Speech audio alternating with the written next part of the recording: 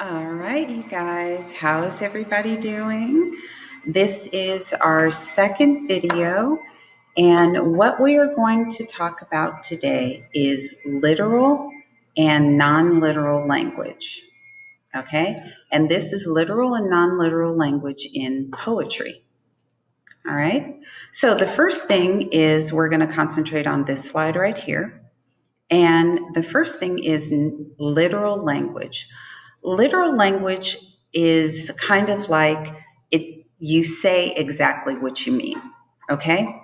So literal language is like saying something like, my friend and I were playing with my toy truck.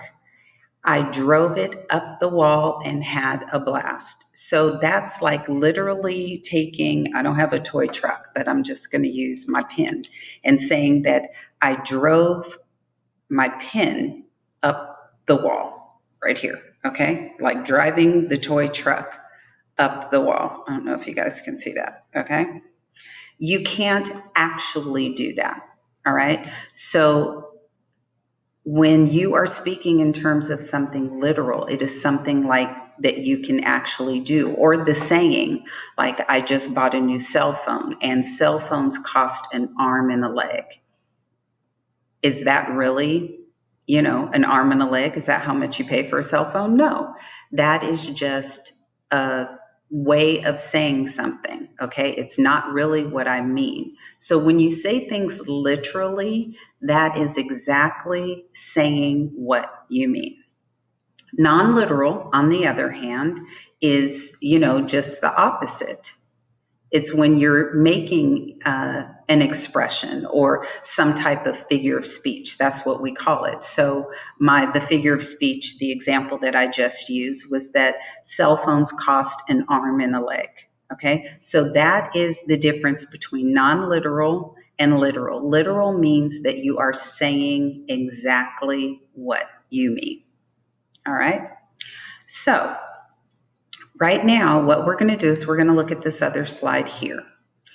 Now, there are 6 boxes here, and in each box, I am going to ask you, and you're just going to say this to yourselves as we go through the lesson, whether it is literal, what I'm saying, or non-literal. Okay? So the first one, I studied for my spelling test so it could be a piece of cake. Is there any way that my spelling test could actually be, a piece of cake that you eat? Could it? No, right? So that means that that is a non-literal term. You cannot literally eat a spelling test. Your spelling test is not a piece of cake, right? Okay, so that first one is non-literal. My spelling test is not actually a piece of cake. All right, the second one. I love chocolate and vanilla frosting.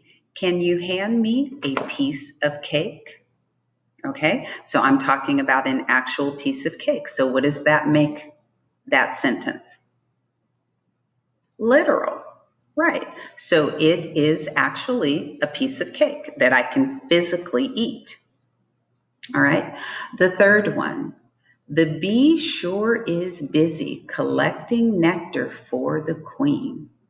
All right.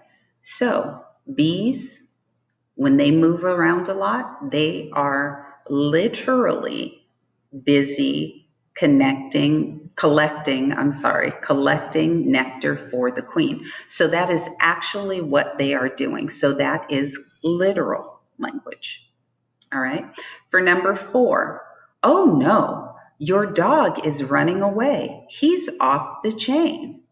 Now, I know off the chain is an expression that you guys know, but in this case, it is literal. The dog is really off of his chain running.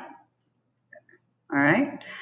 Number 5, your dog is wearing a really cool collar. He is off the chain. All right. Now, that one right there, that's the expression that you guys know of, being off the chain, meaning it's really cool, is something, that they really like. So that one is non literal. That's just another figure of speech. It's a way of saying something's cool. All right, last one. You guys are doing great. I think you're going to get the hang of this. Last one. My babysitter is trying to watch us play and feed my baby sister. She is a busy bee. Now, is her baby sister really a bee? No, her baby sister is a person, but she is using the figure of speech, her being a busy bee, as something that is non literal. All right. So that's the difference between things that are literal and things that are non literal. Okay. I think you guys got it. So next, what we're going to do is we're going to take a look at this slide. Okay. Let me move myself over to the other side. There we go. All right. So this right here, basically, we are going to concentrate on two things. This is a chart. I don't know if you can see the top right here, but this is a chart, and this chart is figurative language. Now, in poetry, there is a lot of different types of figurative language. We have personification, we have hyperbole, we have idiom, we have allusions, we have metaphors, similes, onomatopoeia. That's a long word, but you guys will learn what it is, and alliterations. Well, for today, we are going to focus on, let me see, make it a little bigger. Okay, we're going to focus on these two right here, metaphors and similes. We just read the poem about Tupac, right? And in that, well, not about Tupac, I'm sorry, about the rose that grew from the concrete, performed by Tupac. So that poem was full of what we call metaphors. Now, the definition for a metaphor is making a comparison between two things that aren't alike, but you're connecting the two, okay?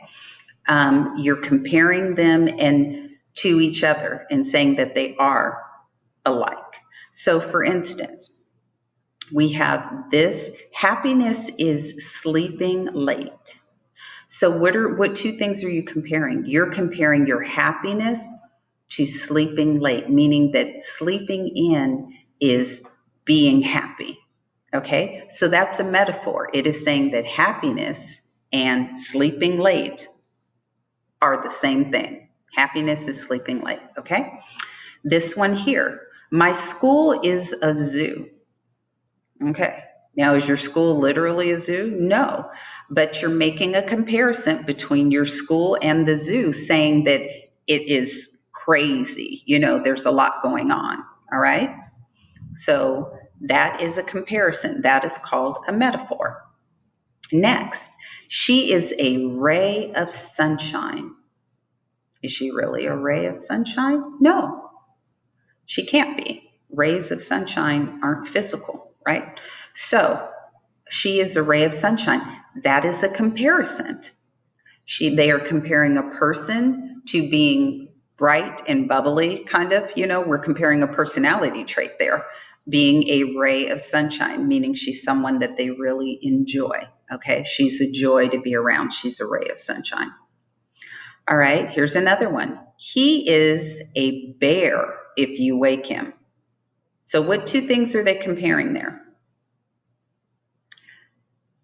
The boy or man, he, and a bear. What are bears?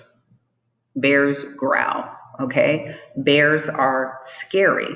So, what that is telling you is they're comparing this man or boy, if you wake him, to a bear, which means that he is scary and he does not like to be awakened. All right. So that right there is the use of metaphors. It's comparing two things. All right. So we're going to be going through metaphors, and we're going to see metaphors. One of the metaphors that you saw, just what you just read, was comparing a rose that was growing out of the concrete Okay, that rose was the comparison of a person, and the concrete was what you were looking at as a harsh environment. Okay, so that was the comparison there.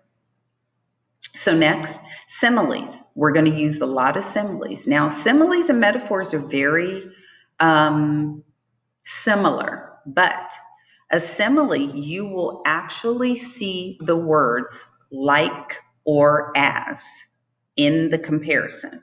So that's the difference. You will always see like or as in the comparison, and that's how you know it's a simile. So here we have crazy like a fox. So they're comparing someone or something that is crazy to a fox. All right. Innocent as a lamb. So we have the word as. That tells us it's a simile. They're comparing innocent and the lamb, and they're saying they're using the word as. Okay. Mean as a snake. So they're comparing the meanness of someone or something to a snake. And we know snakes are mean. They will bite you for no reason. Okay. Quiet as a mouse. All right. Again, using the word as. Okay. So now we know what a metaphor is and what a simile is. And those are two things that we're going to use and we're going to see. And I'm introducing you to this next poem that you guys are going to be able to watch. And it's very interesting. I want you to, as you listen to it, you can listen to it more than once, but as you listen to it, I want you to listen for the figurative language. I want you to listen for the similes that you're going to hear, and I want you to listen for the metaphors. And I want to see if you can figure out what the comparisons are that are being made in this next poem. All right. It's really going to be nice. You guys are going to enjoy it. And then we're going to get back into some figurative language. And throughout this week, we're going to work with a lot of different poems, as I've told you. Okay. So I hope you guys enjoy what's following this video right here. Make sure that you are answering all of your follow-up questions, and make sure that you are submitting after you finish, because this form has to be turned in and there's more than one part. So make sure you're finishing it all. Okay?